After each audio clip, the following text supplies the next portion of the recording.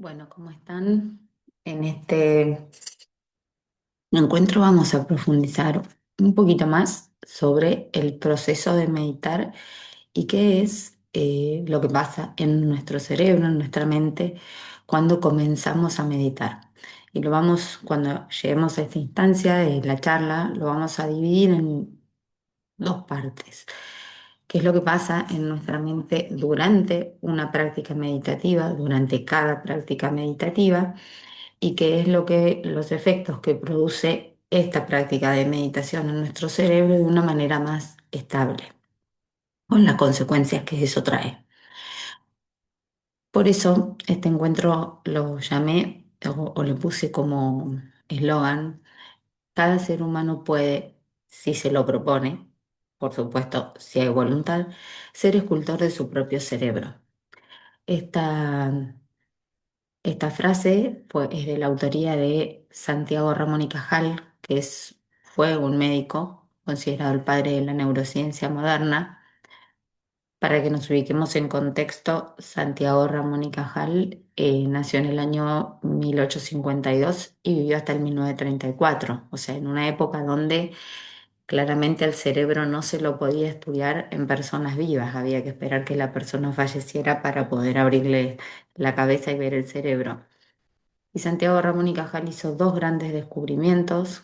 Uno de ellos dos lo hizo merecedor incluso del premio Nobel a medicina, a fisiología en ese momento se llamaba. Por un lado, él descubrió que el cerebro no era una masa fija, así como un todo compacto, como mostraría esa imagen, sino que el cerebro está formado por millones de unidades individuales que son las neuronas. Él las dibujó, amaba el arte, así que las dibujó con detalle, que él decía que era como un bosque lleno de pequeños arbolitos.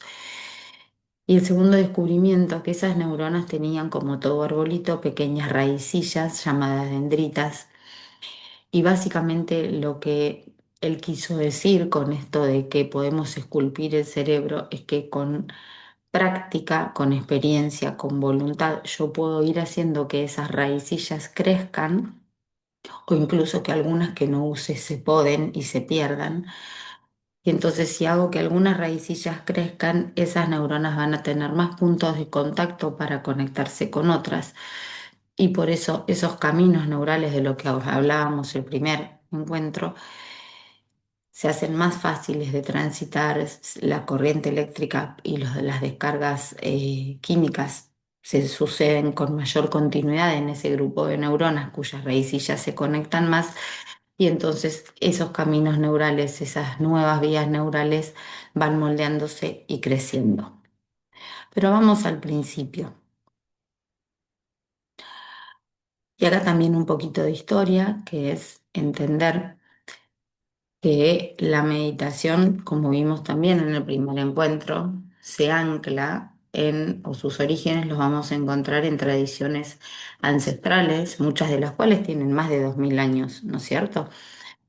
Entonces, ¿en qué momento se produjo el interés de la ciencia por lo que pasa en el cerebro de las personas que meditan? Llegar a este punto de estudiar la meditación desde el punto de vista científico no fue fácil.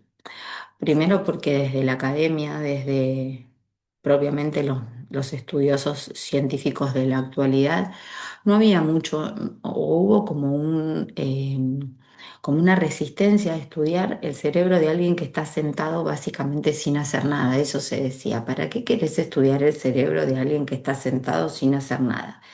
Estudiar el cerebro de alguien que está estudiando, estudiar el cerebro de alguien que está haciendo una actividad física, eh, estudiar el cerebro de alguien que tiene una patología, pero estudiar el cerebro de alguien que se sienta a no hacer nada, ¿cuál es el sentido?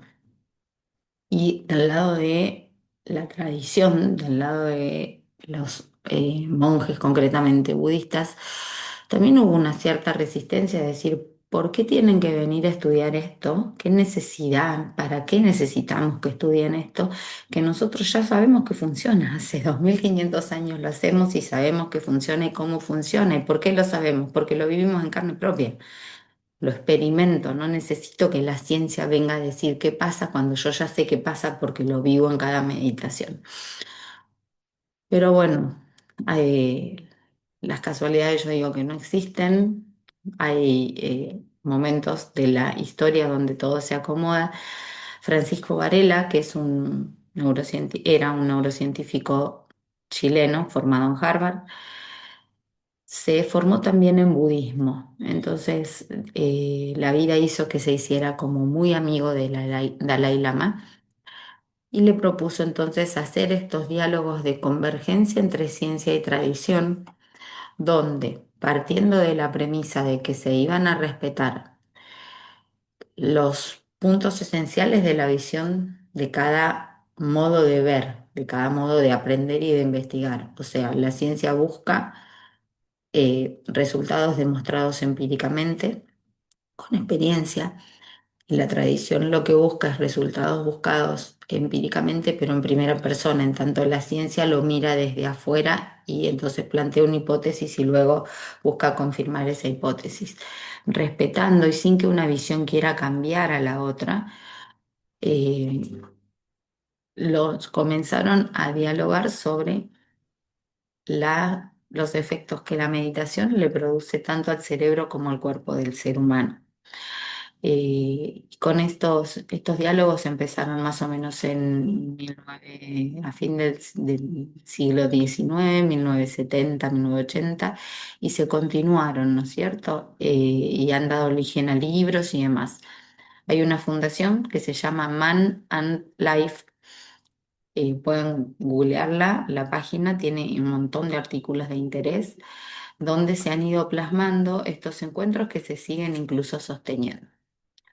Entonces, habiéndoles contado esto, vamos a comenzar a ver cómo eh, desde estas tradiciones ancestrales se planteó con un dibujo que se llama El Camino del Meditador, qué es lo que pasa en nuestro cerebro, en nuestro modo de funcionamiento del cerebro, a través de un dibujo a lo largo de que meditamos. Claramente este dibujo y esta explicación no tenía todavía el respaldo científico, pero luego vamos a ver que más o menos la ciencia ha venido a ratificar que esto es así. Y lo lindo de este dibujo, que acá se los presento, acá está el dibujo original, hecho en tinta blanca y negra. Ahora hay versiones más coloridas que lo hacen un poquito más atractivo. Este dibujo se llama Tanka Jineu, el camino del meditador. Y lo que muestra este camino es el proceso que hacemos desde que comenzamos a meditar. Acá abajo, el monje que sale del templo en busca de conquistar su mente, hasta que logramos más o menos alcanzar algunos estados meditativos más estables. Como ven y como muestra en como muestra en la imagen, hay algunas particularidades. La primera es que el proceso de meditar está planteado como un camino, ¿sí? Un camino continuo. No tiene altos. El alto se lo voy a dar yo si dejo de meditar. Pero en tanto siga practicando, este camino no tiene altos, no tiene atajos, no tiene desvíos. Ahora, es un camino largo y es un camino en ascenso. Entonces, esto ya nos está planteando que vamos a tener que tener paciencia porque no es un proceso que lo vamos a lograr, lograr llegar a la meta de un día, si es que hay una meta de un día para el otro. Y es un camino que requiere de cierto esfuerzo, por eso es en ascenso. Y además es un camino que, como ustedes verán acá en la imagen, tiene obstáculos por todos lados, representados por estas piedras o llamas que se le aparecen al meditador a medida que va avanzando en el camino y que son las que se nos aparecen a todos nosotros. Las excusas para no encuentro tiempo, la pereza, ¿por qué tengo que estar haciendo esto? ¿Qué gano con media hora de meditación por día? Si podría estar este tiempo tomando sol o saliendo a correr. el olvido de cómo es la técnica meditativa, las distracciones, bueno, todos los obstáculos que vimos en el encuentro anterior. ¿Y qué es lo que pasa en este? Bueno, y aparecen en este camino ciertos personajes, ¿no es cierto? El meditador, cada uno de nosotros está representado por el monje que sale de su comodidad de su templo, de su casa, de la comodidad de la vida diaria y dice, bueno, quiero empezar a meditar. Y el segundo personaje que aparece es el elefante. El elefante, como se pueden imaginar, representa nuestra mente, que es aquello que el meditador quiere conquistar o a lo que quiere domesticar. Tiene algunas particularidades este elefante, es muy representativo haber elegido este animal. Primero que es grande, grande y pesado, como nuestra mente. Nuestra mente es grande, tiene gran potencial, pero es pesada, no es fácil de moverla. Creemos que funciona ágil, de manera ágil, pero a la hora de querer domesticarla es pesada, no es un animal dócil. Y salvaje, ¿no es cierto? No es dócil, es un animal salvaje. Y además tiene la particularidad de que, como todo elefante, es un animal gris, oscuro, que van a ver que a medida que avance el camino se va volviendo blanco. ¿Y qué representa este elefante gris oscuro al principio del camino? La tendencia de nuestra mente de elegir, inconscientemente, pero de elegir modos de pensar o pensamientos que nos llevan a estados emocionales que nos generan aflicción, ¿sí? Cuando la mente salta para el pasado o se anticipa al futuro, muchas veces no está generando pensamientos agradables. Salto para el pasado para recordar eventos que me provocaron malestar, tristeza, angustia, y los traigo a la mente y los trabajo una y otra vez de manera rumiante, y eso me genera tristeza, angustia y hasta depresión, cuando no puedo salirme de ese pozo de pensamientos negros. Cuando me anticipo el futuro, a veces puedo pensar escenarios lindos, pero muchas veces también pensamos escenarios tipo catastróficos de cosas que a lo mejor no van a pasar nunca. Y eso nos genera ansiedad, ¿no es cierto? Y a veces, si llevamos al extremo, hasta ataques de pánico. Eso es normal en nuestra mente, no es necesariamente que se piense en escenarios negativos. Tiene una lógica que es que nuestro cerebro funciona a favor de la supervivencia, entonces voy a tratar de recordar y anticipar todo aquello que ponga en riesgo mi supervivencia. El problema es cuando eso se hace como rumiante patológico constante. Bueno, pues ese elefante entonces es un animal grande, pesado, salvaje y negro. Y así funciona nuestra mente. Y hay otro animalito que aparece que es el mono, ¿sí? Y acá vamos a la siguiente imagen. Cuando el meditador sale del templo y comienza a meditar, el elefante va corriendo atrás del mono. El mono claramente no es la mente porque la mente es el elefante. El mono lo que representa es la cantidad de pensamientos que de una manera eh, como constante y aleatoria surgen en nuestra mente. Estamos haciendo una cosa y se nos viene un pensamiento y apenas quisimos agarrar ese pensamiento como si el mono se agarrara de una rama, salta otro pensamiento y allá va el mono atrás de ese otro pensamiento. Y a veces esos pensamientos están disparados por estímulos externos y otras veces por estímulos internos y otras veces aparecen de manera inconsciente. Se ha comparado nuestra mente como una jaula llena de monos con un escorpión adentro de la jaula que los quiere picar y entonces saltan de un lado para el otro.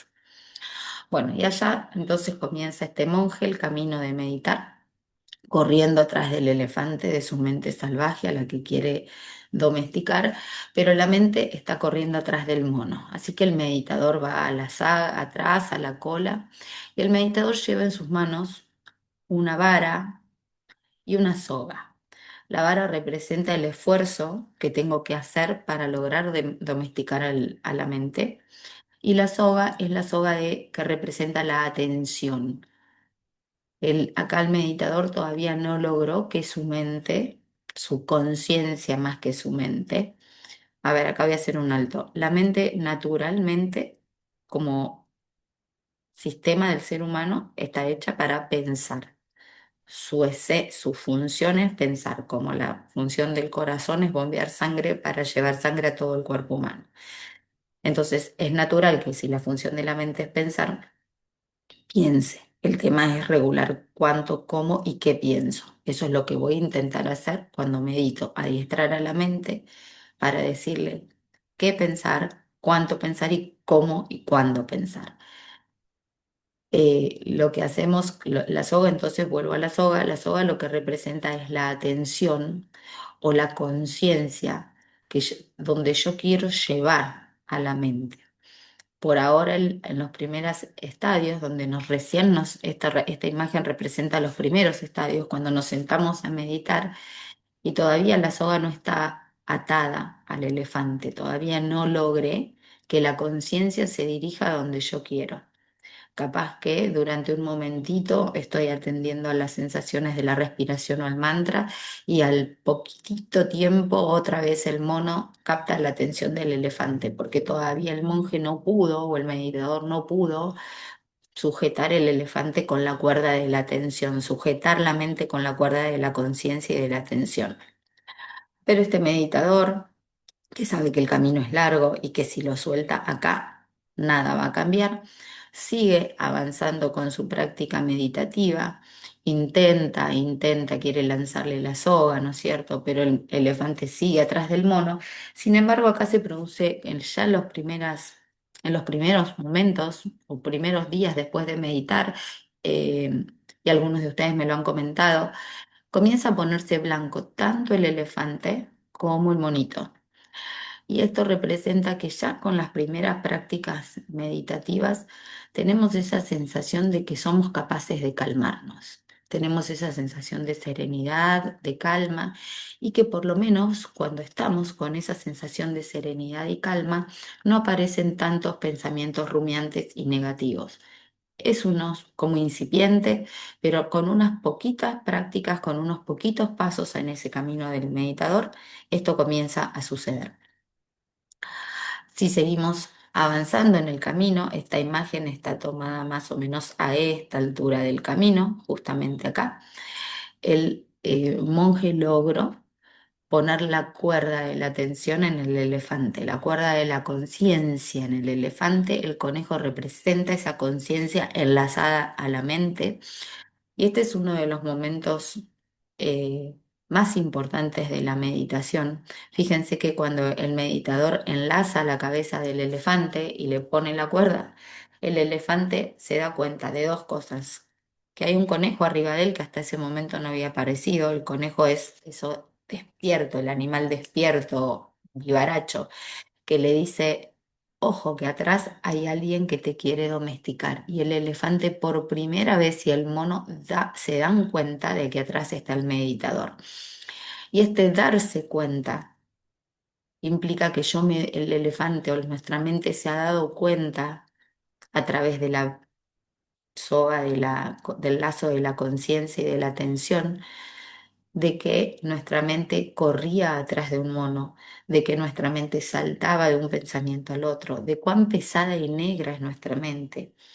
Y ahí al poquito también, no pasa mucho tiempo que seguimos meditando, empezamos a darnos cuenta de cómo funciona nuestra mente y de que puedo elegir orientar mi atención, orientar mi conciencia. Y este darse cuenta es lo que nos pasa, no solamente a lo largo del camino de la meditación, sino lo que nos pasa en cada meditación, cuando nos distraemos y nos damos cuenta que nos distrajimos y ahí reorientamos nuestra atención y decimos, no quiero seguir a los pensamientos que aparecen, quiero prestar atención al objeto meditativo.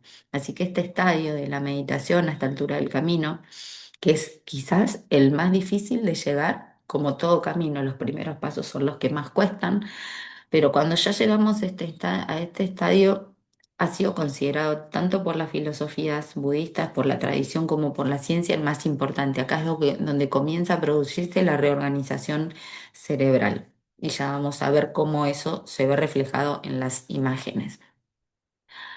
Acá ya podemos estar sosteniendo en una práctica meditativa la atención durante a lo mejor unos 5 minutos o 15. ¿Se acuerdan el bucle de pérdida atencional que mencionábamos en el primer encuentro cuando hablábamos de cuánto tiempo meditar? Podemos estar sosteniendo la atención con alguna que otra distracción porque siguen estando los obstáculos. Fíjense la imagen del camino, los obstáculos siguen, pero nos damos cuenta y volvemos al objeto meditativo. Este monje entonces sigue meditando y logra pasar delante del elefante. ¿Qué significa esto? Que comenzamos nosotros a controlar o a orientar y elegir qué y cómo pensar. Y cuando hacemos esa elección, el elefante se va volviendo más blanco, el conejo se va volviendo más blanco, la conciencia y los pensamientos se van volviendo más blancos. El monito queda acá, atrás, como tirando de la cola del elefante. ¡Ey, no me dejes, no me dejes, que yo venía bien saltando de un lado al otro y distrayéndote! Pero en estos estadios ya la meditación se hace mucho más sostenida. Me doy cuenta con más facilidad de las distracciones y vuelvo a meditar, pero esto también lo puedo aplicar en la vida diaria. Entonces, mi mente cuando se va de lo que estoy haciendo, se va del presente atrás del mono que le tira de la cola, puedo elegir volver al presente, elegir qué pensar. Y si seguimos avanzando en el camino, llega un momento, y me voy a correr de acá para que lo puedan ver, donde el meditador se despide del mono y ya lo suelta al elefante. Este momento, que ya está en las partes más altas del camino, se lo ha interpretado como esa capacidad, luego de haber meditado durante bastante tiempo, de darnos cuenta que nosotros no somos los pensamientos, que esa cantidad, esa vorágine de pensamientos que nos aparecen y que nos atacan, simplemente son eventos que aparecen de manera involuntaria en nuestra mente, pero que nuestra esencia no es ser esos pensamientos. Nos desidentificamos con los pensamientos. Y esto a los efectos prácticos es muy importante porque yo puedo decir, yo no soy esos pensamientos tristes. Yo no soy esos pensamientos de miedo. Yo puedo elegir pensar distinto porque no me identifican esos pensamientos. Y entonces eso tiene un cambio, o sea, tiene una trascendencia fundamental para nuestra vida diaria, no solamente para la práctica meditativa. Y bueno, ya en los estadios mucho más superiores, el monje ha logrado conquistar totalmente su mente, incluso ha llegado a subirse arriba del elefante, controlando absolutamente, ya está todo blanco el elefante y hay como ya el camino se transforma en un arco iris, como representando la sensación de gran bienestar que ha producido toda esa práctica meditativa. Deja de ser un camino para ser un arco iris, ¿no? Que es a donde apuntamos, a llevar una vida de una mente calma, ecuánime, y que esa mente calma y ecuánime se traduzca en un bienestar en nuestra vida. Muy bien. Entonces, hemos transitado la visión del proceso de meditar o el camino del meditador plasmado en un dibujo de hace más de 2500 años, pero me encanta porque creo que este dibujo nos representa a nosotros. Y además otra cosa, no hay punto uno, punto dos, punto tres, o sea, no hay iconos en este camino. eh, Siempre va a ser un camino en ascenso, no hay forma de retroceder en tanto mantenga la práctica. Eh, y algunas veces cada uno sabrá si estamos en un estadio, en otro, pero sabemos que si insistimos y seguimos meditando, vamos a seguir avanzando. Muy bien. Y entonces volvemos a la idea de Ramón y Cajal, que meditando podemos esculpir, modelar nuestro cerebro, nuestra mente, para que opere y funcione de otra manera, para que la mente sea más servicial, para que la mente no gobierne nuestra vida, sino que nosotros podamos poner la mente al servicio de nuestra vida. Y esta idea de esculpir el cerebro les decía que tiene que ver con lo que hablamos en el primer encuentro de la neuroplasticidad, esta capacidad de generar más espinas dendríticas, que son estas como raicitas que tiene, esto es una neurona que tiene un cuerpo, tiene un axón, que es una terminal larga que es por donde pasa el impulso eléctrico, y tiene estas pequeñas raicillas o dendritas a través de las cuales se conecta con la cabecita de otra neurona, con las terminaciones del axón de otra neurona, y ahí se produce la descarga de los neurotransmisores, la descarga química.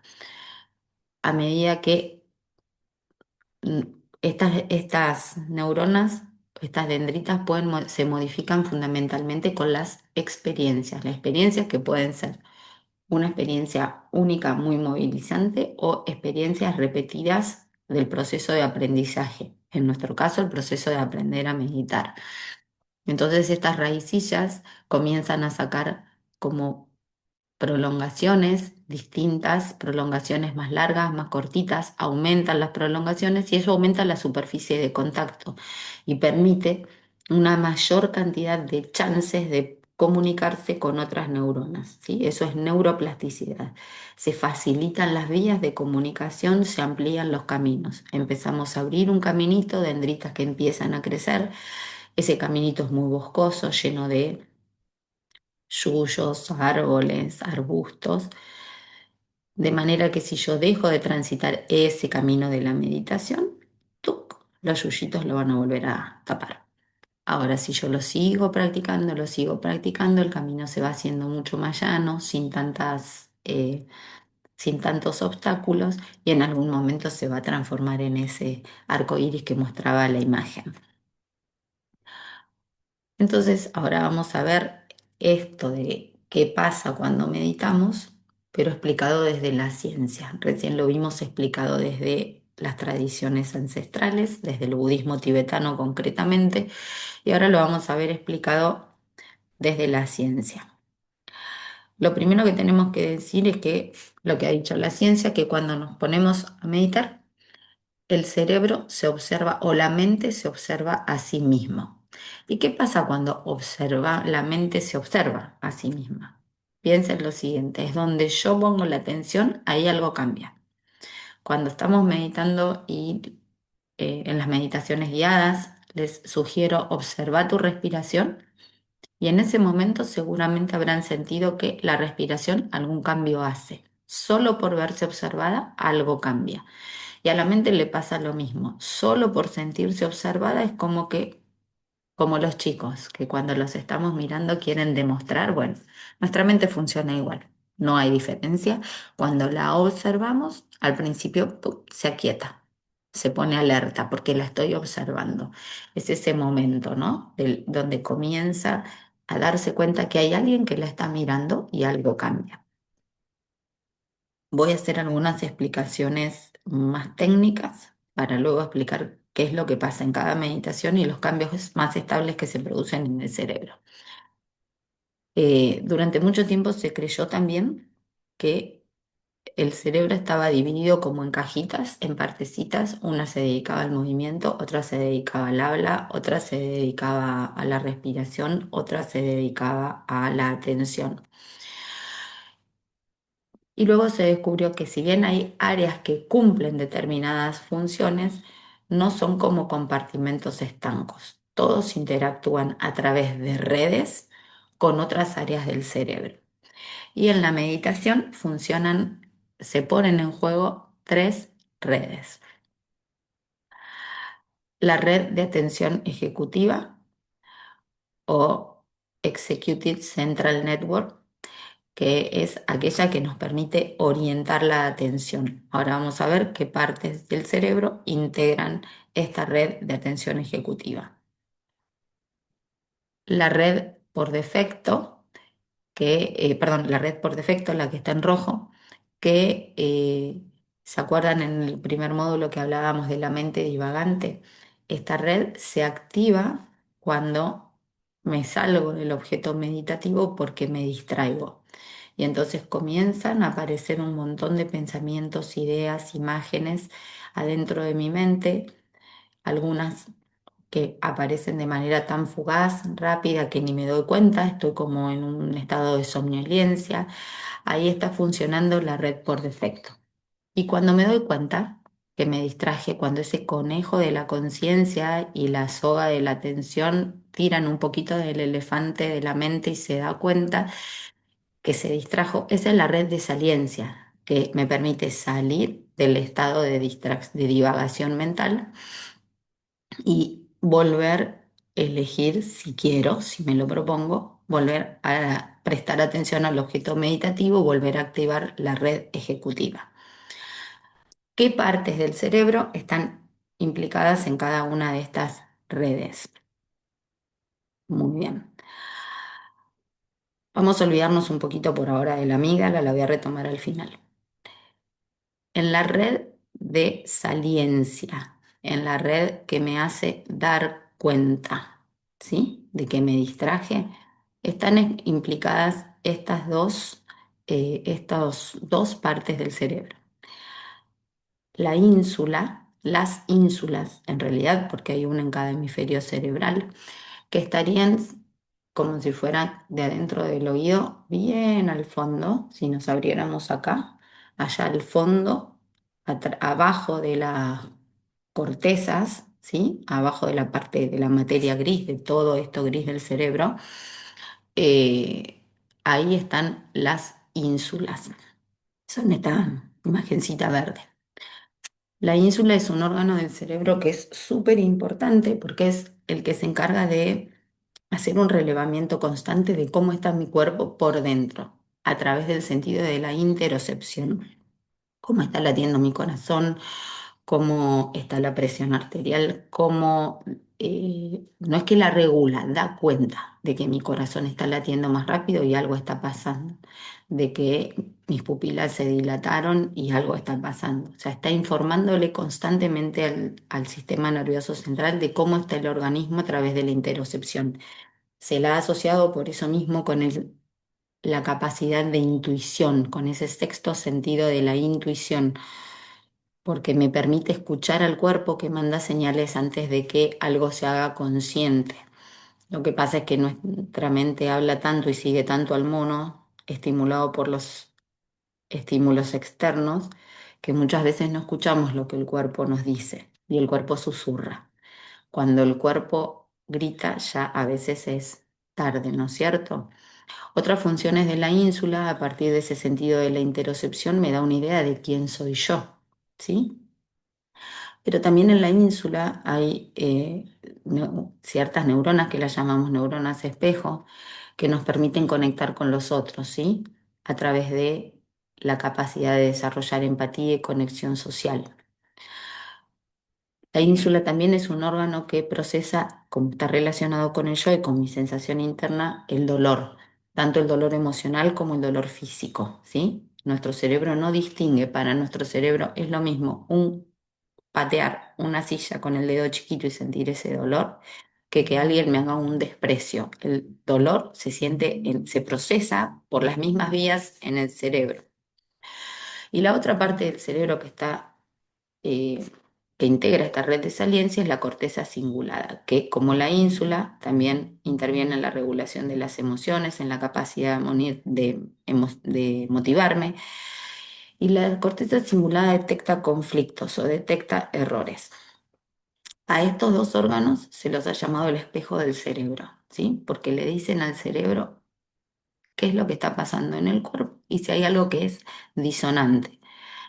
Entonces, entre los dos y la corteza cingulada, que es esta partecita amarilla, en la red de saliencia interviene más esta parte anterior de la corteza cingulada, que es la que está más vinculada a la ínsula y a la corteza frontal, vamos a ver que es la que se encarga de mantener la atención. La corteza cingulada es como un disyuntor que hace consciente, pasa a la corteza, cuando algo pasó a la corteza se hace consciente, todo lo inconsciente, todo lo que está pasando a nivel inconsciente. Entonces, entre estas dos se integran la red de saliencia, ¿por qué? Porque cuando detectan que me distraje, cuando hay una distracción, los patrones de respiración cambian, esa atención controlada que yo tenía en la meditación la pierdo, quizás el corazón late distinto, quizás detectan alguna emoción que generó esos pensamientos, entonces detectan ese error por ese cambio interno y hacen consciente la distracción. Y como me dan el sentido del yo, es como que le dicen a la corteza prefrontal, ojo que yo me distraje. Entonces son ese disyuntor que me hace salir del estado de divagación inconsciente y lo hace consciente. Por otra parte, en la red de atención ejecutiva interviene la corteza prefrontal, que es esta parte que está acá, sobre todo la corteza prefrontal dorsolateral, que permite mantener el foco en un elemento. La corteza prefrontal cumple muchísimas funciones, nos permite no solo mantener la atención, sino en la vida diaria tomar decisiones, planificar, aprender, controlar los impulsos, ¿sí? Es de donde parte el freno inhibitorio. Entonces puedo elegir estar prestando atención a la respiración e inhibir las ganas de irme a prestar atención a pensamientos distractores. Nos permite resolver problemas y nos permite, obviamente, crear. Eh, y también en esa red de atención ejecutiva interviene de alguna manera el hipocampo, que es una formación que tiene una forma de caballito de mar, los hipocampos, uno de cada hemisferio cerebral, que ahí se guardan las memorias, permite el aprendizaje dentro de contexto. Bueno, por ejemplo, es vital para recordar rutas, ubicaciones, ¿sí? La memoria espacial y la memoria a corto y largo plazo. Muy bien. Ahora vuelvo a la amígdala, que no interviene en estas redes, pero vamos a ver que es un órgano que es una parte del cerebro que también sufre importantes modificaciones con la meditación. Las amígdalas cerebrales, que no son las amígdalas de las gargantas que a veces nos operan, sino que son dos formaciones, dos núcleos eh, con forma de almendra, de ahí viene amígdala, son los centros que, como de alarma del sistema emocional, que detectan emociones, ¿sí? Regula las emociones, registra la memoria emocional y sobre todo se activa en situaciones de estrés o de miedo que genera estrés. Es un órgano fundamental para la supervivencia. Detecta una alarma y genera toda una descarga de neurotransmisores que activan al cuerpo para responder al cuerpo y a la mente para responder ante una situación estresante o que pone en riesgo la supervivencia. ¿Cuál es el problema? Que una cosa es que esta respuesta sea natural frente a un estresor, ¿sí? Voy con un niñito, tengo que cruzar la calle, el niño se me suelta y viene un auto, me estresé rápidamente, mandó la señal de alarma, lo agarro de la mano y lo traigo a la vereda. Frente al estrés, me volví. A veces el estrés es bueno, tengo que dar una situación, tengo que dar un examen. Y entonces necesito enfocarme. Se genera una situación de estrés bueno, porque tengo que responder frente a una situación puntual, y entonces voy a liberar noradrenalina para enfocarme, se me van a dilatar las pupilas, quizás el corazón me lata un poquito más rápido, eso me permite que se bombee más sangre al cerebro, estar atento. Bien, ahora el tema es cuando esto se hace crónico. Entonces, mis sistemas de alarma constantemente están mandando señales al cuerpo de que algo está mal y díganme si en la forma que vivimos ahora no vivimos más estresados que relajados, entonces nuestras amígdalas están como agrandadas e hiperreactivas. De hecho, están más grandes que lo normal, porque cuando un órgano en el cerebro trabaja más trabaja más, sus redes neuronales y sus dendritas crecen y esa zona del cerebro crece. Ahora, como nuestro cerebro está en la caja craneana, no puede crecer indefinidamente. Cuando algo crece es porque hay otra zona, lo hace a expensas de otra zona que decrece. Entonces tenemos amígdalas agrandadas, pero tenemos hipocampos más pequeños. Amígdalas agrandadas, pero ínsulas que dan cuenta de escuchar al cuerpo más pequeñas. Y eso es lo que va a revertir de alguna manera la meditación. Bueno, vamos a seguir entonces. Este dibujo Lo que representa es una representación de imágenes de nuestro cerebro, de lo que pasa cada vez, cada práctica meditativa, dentro de una práctica meditativa, ¿sí? Entonces, dentro de una práctica meditativa, cuando nos sentamos a meditar y logramos silenciar el cerebro luego de haber relajado el cuerpo, nos enfocamos en el objeto meditativo y les decía, está prendida la red ejecutiva, de atención ejecutiva. Puntualmente la corteza prefrontal dorsolateral, que es la que se activa cuando estamos prestando atención al objeto meditativo, sea un mantra, sea la respiración, sea la luz de la vela, sea el cuerpo entero, ¿sí? Básicamente todo el cerebro silente y se activa la corteza prefrontal dorsolateral. Luego de un momento de estar meditando, como mostraba el camino del meditador, nuestra mente se distrae, el elefante se va atrás de los pensamientos que aparecen. Y acá fíjense cómo se activa toda la red de funcionamiento por defecto. Vamos acá, se activó la red de funcionamiento. Aparece el sopor porque me empiezo a dormir o la agitación porque aparecen un montón de pensamientos y aparece todo un ajetreo mental. Porque aunque entre en sopor van a aparecer un montón de pensamientos que si en ese momento me llaman y me dicen, ¿qué estabas pensando? Voy a decir nada. No, no, hay un montón de pensamientos rumiantes o ideas por debajo, pero que eran tan rápidos e inconscientes que yo a lo mejor tengo una vaga noción, pero no puedo decir, me puse a pensar en el timbre que sonó en mi casa y que entonces a lo mejor me vinieron a dejar algo de Mercado Libre y no lo salí a agarrar. Eso sería una distracción por agitación. Pero de cualquiera de las dos maneras se activa toda esta red de funcionamiento por defecto. Y acá lo que tenemos, que es algo importante que sepamos, que esta activación de la red por defecto no es voluntaria.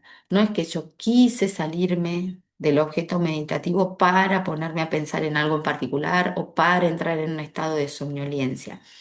Aparecen involuntariamente, por eso se llama por defecto, porque nuestra mente está acostumbrada, ese elefante pesado y gris y salvaje está acostumbrado a operar por esos caminos, a andar atrás del mono que salta.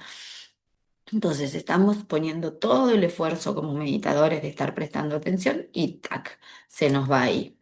¿Y cuánto tiempo puedo pasar ahí? Lo que decíamos en el camino del meditador. Quizás a lo mejor va a ser el parte más ardua y larga del camino. Podemos estar un montón de tiempo en una práctica de media hora, a lo mejor nos pasamos 10, 15 minutos ahí y no nos dimos cuenta, ¿no es cierto?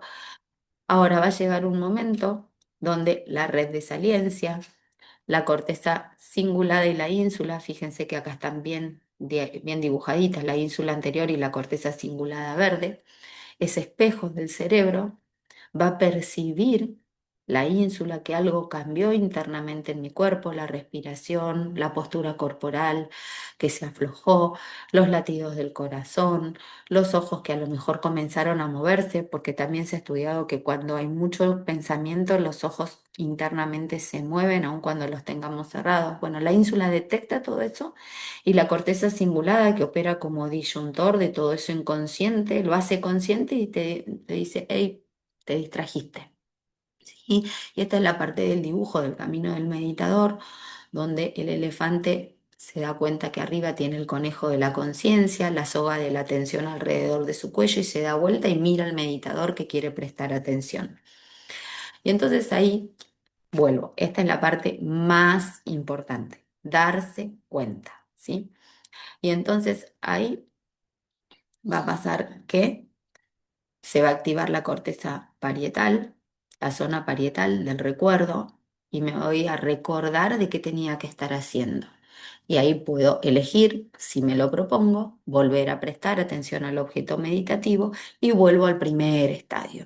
Y este circuito lo vamos a repetir un montón de veces cada práctica, ¿sí?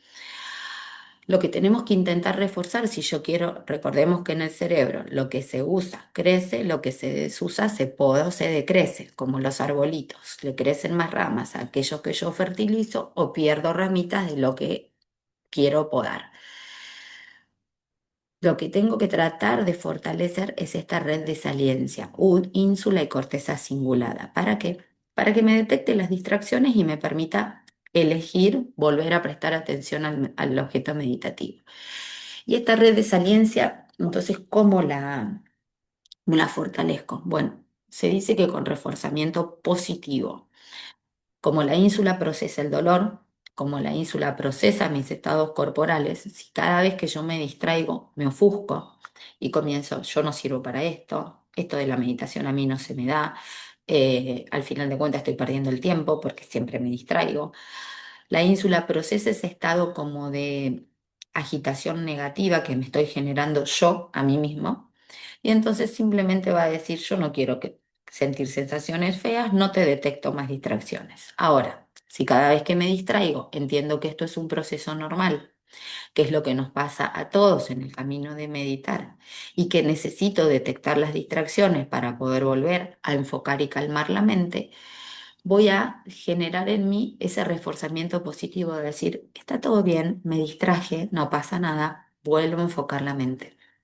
Y ese reforzamiento positivo va a hacer que la ínsula y la corteza cingulada detecten cada vez más rápido cuando me fui a la red por defecto y vuelva a comenzar el ciclo. Y este ciclo, eh, que les decía que una y otra vez se repite durante cada meditación, es más o menos, o me gustó esta imagen del tornillito, cuando empezamos a ajustar un tornillo en un taruguito o donde lo querramos atornillar, las primeras vueltas van muy rápido, pero después a medida que eso va más profundo, el tornillito va girando cada vez más lento. Y entonces, ¿qué quiere decir? Que las primeras veces este circuito lo voy a hacer muchas veces en cada meditación. Ahora, a medida que practique, esas vueltas van a ser más lentas. Voy a lograr prestar más tiempo atención, me voy a distraer, enseguida me voy a dar cuenta, enseguida voy a recordar y enseguida voy a volver a prestar atención. Y voy a estar más tiempo prestando atención, menos tiempo distraído porque me di cuenta más rápido, porque recordé y más tiempo prestando atención hasta que la conciencia se ponga delante del elefante y voy a poder estar caminando estos procesos mucho más lentamente y tranquilos. Quiero aclarar una cosa. Eh, la red por defecto, esta red que se activa en el momento de divagación mental, es esencial para el ser humano, porque es la que me permite traer recuerdos del pasado que me hacen generarle la idea de quién soy yo ahora. Es la que me permite planificar hacia el futuro, a trazar planes. Es la que me permite soñar, y activar la creatividad. El problema es cuando se usa demasiado y me saca siempre del presente. Pero esta red la tenemos por algo y es muy saludable. El tema es que todas las redes puedan funcionar de manera equilibrada y no con absoluta predominancia que la otra, como anulando a las demás. Muy bien. Entonces eso es lo que pasa en cada meditación. Ahora, ¿cuáles son los resultados de la práctica meditativa sostenida en el tiempo? ¿Qué es lo que pasa a medida que yo evoluciono en la práctica? ¿Cómo impacta en mi cerebro? En el módulo que viene vamos a ver cómo impacta en el cuerpo, porque dijimos que éramos cuerpo, cerebro, mente, una unidad. Entonces todo lo que pasa en el cuerpo y en el cerebro va a impactar en el cuerpo. Y acá, digamos que si yo activo, voy reeducando y hago alguna poda en una red y activo otras, cuando se producen cambios anatómicos y cambios funcionales. Los cambios anatómicos implica que algunas zonas del cerebro, como les decía, crecen, nuestra amígdala está agrandada y otras decrecen. Bueno, la meditación va a ser lo contrario, que la amígdala se reduzca en tamaño, cambio anatómico, y que crezcan en tamaño otras zonas del cerebro, por ejemplo, la corteza prefrontal, por mi capacidad de prestar atención. Y cuando cambios funcionales son estas, modos de funcionar. Al funcionar más una zona del cerebro, hay más activación eléctrica, sanguínea en esa zona del cerebro y entonces se conecta y se enciende más fácil. Y cuando cambia una zona del cerebro, todas las funciones a las que se dedica esa zona del cerebro se ven beneficiadas. Entonces, después, si repasan la imagen de a qué se dedicaba cada zona del cerebro, nos vamos a dar cuenta que Si cambia la ínsula, mi capacidad interoceptiva va a ser más desarrollada, voy a percibir y escuchar más el cuerpo. Mi capacidad de empatía la voy a desarrollar porque la ínsula y la corteza cingulada se dedican, entre otras cosas, a esa capacidad de conexión social a través de las neuronas espejo. Si cambia la corteza prefrontal, voy a tener más facilidad para prestar atención, mayor control inhibitorio. Bueno, vamos a ver eso entonces. ¿Qué es lo que aumenta, sea en tamaño o sea en conectividad con la práctica meditativa? Aumenta la corteza frontal, concreta y más precisamente la prefrontal. ¿Esto qué me va a permitir? Esta zona del cerebro es la que nos permitía prestar atención, aprender, eh, los frenos inhibitorios. Entonces, lo que voy a poder hacer es sostener mi atención. Se ha mostrado que quienes meditan tienen más facilidad para estudiar. Esto se ha hecho con estudiantes universitarios. Los estudiantes meditadores versus los no meditadores tenían mayor capacidad de mantener la atención enfocada en un texto o en una clase. Y por ende rendían mejor, no el resultado, no necesariamente el resultado, rendía mejor su tiempo de estudio.